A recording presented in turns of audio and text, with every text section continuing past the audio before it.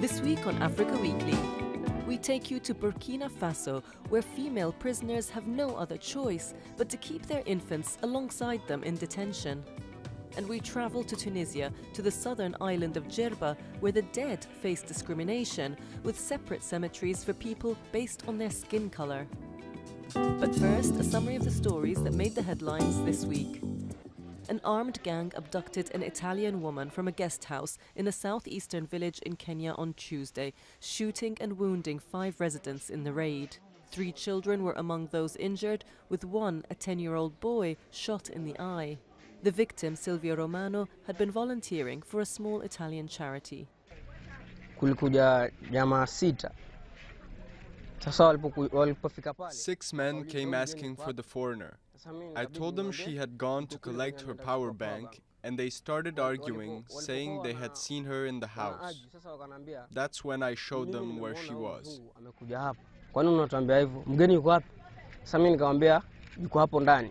The kidnappers are believed to have escaped with their victim across the Galana River. The village is about 60 kilometers inland from the coastal town of Melindi, which is popular with Italian tourists and expatriates. Kidnappings of foreigners are rare in Kenya, but have a damaging effect on the country's crucial tourism sector. The corpses of 6 Malawian UN peacekeepers who died in an ambush by rebels in the Democratic Republic of Congo on November 14th arrived for burial in the capital of Malawi, Lilongwe. A Tanzanian peacekeeper was also killed in the attack, and 10 others were wounded during a joint military operation with troops from the Democratic Republic of Congo against rebels in the east of the country. The country's UN resident coordinator said her organization wants those responsible to be brought to justice. The UN Secretary General has encouraged the Congolese authorities to continue taking the necessary measures to bring to justice the perpetrators of this attack. Wednesday saw the launch of the campaign for the Democratic Republic of Congo's upcoming presidential poll.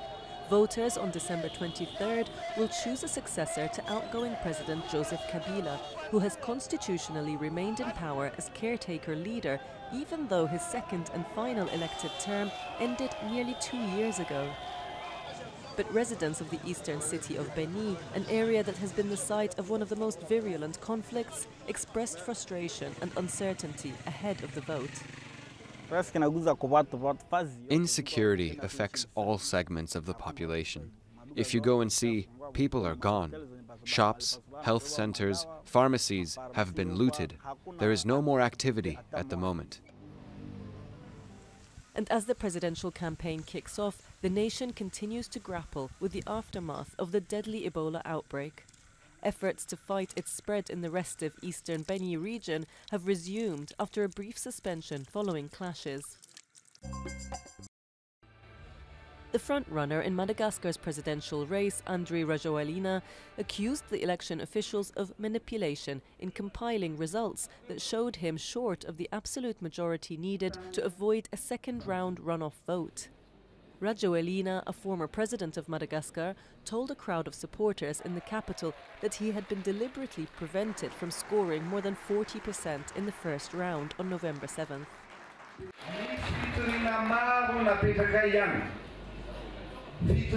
We have filed several complaints with irrefutable evidence.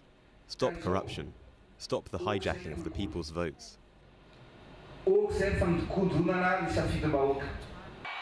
The other Madagascan presidential hopeful, Marc Ravalomanana, withdrew his legal complaints on Wednesday over alleged irregularities in the first round of the election. Boko Haram members killed 9 farmers and abducted 12 others in a village in the northeastern Nigerian state of Borno, the epicenter of jihadist attacks. On Monday, they stormed into fields outside Mamanti village, opening fire on farmers as they worked.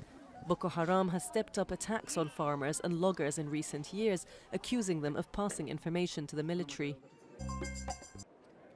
On Sunday, African Union leaders finally agreed measures compelling member states to pay their dues as part of a drive to reform a body often seen as being donor-dependent.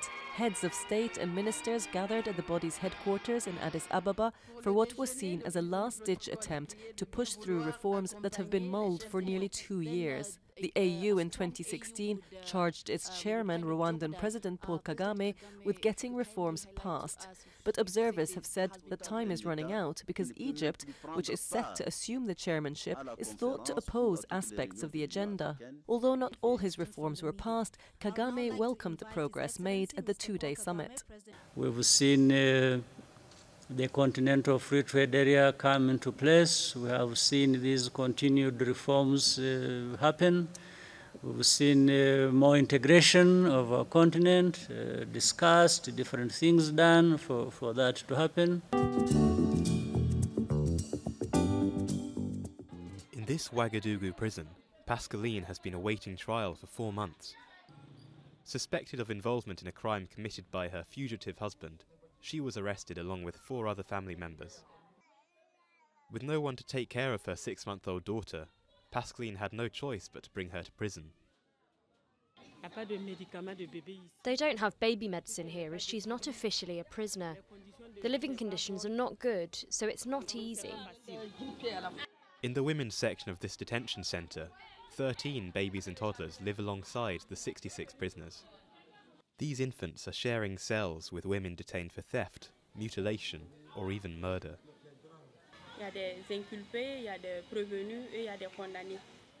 You've got the accused, the defendants, and the convicts. So at the moment the cells are a bit tight. They don't have much room. They're all stuck together because there's not enough space. Around 30 babies and children are thought to live in prisons throughout Burkina Faso, but they are not officially recognised by the authorities. No support is provided to their mothers when it comes to food and sanitary issues. In detention and correctional centers here, almost everything is treated with paracetamol, but babies need liquid medicine to swallow. That's something we need to take into account. In the current provisions, it doesn't exist. The incarcerated mothers rely on donations from charities, though these are few and far between. And in this West African country, freedom from prison does not necessarily mean freedom from the widespread poverty that makes raising a family so challenging.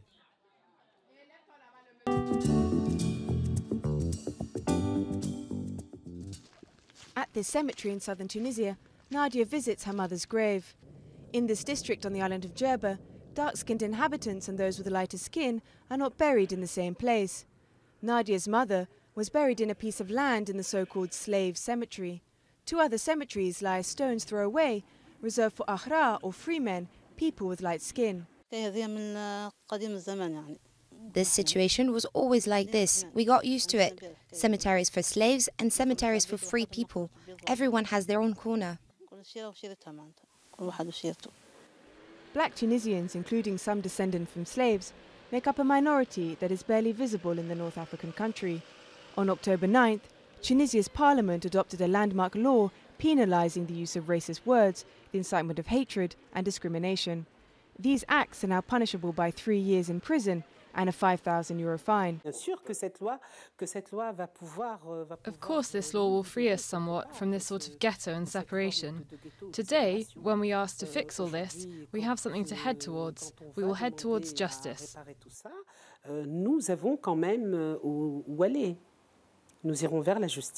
Unlike big cities such as Tunis, in Djerba, the inhabitants bury the dead without requiring permission from the council.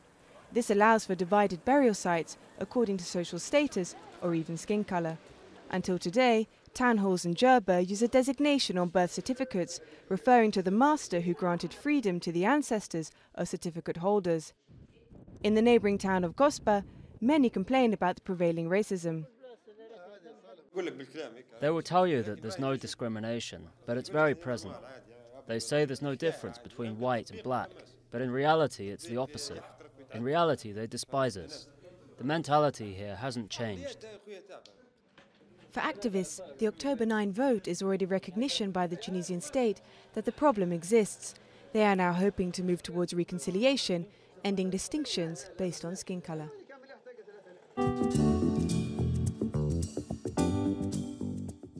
Malian singer Salif Keita presented his new album with a concert at the weekend in tribute of Ramata Djerba, a young girl with albinism who was killed some months ago in a suspected ritual crime.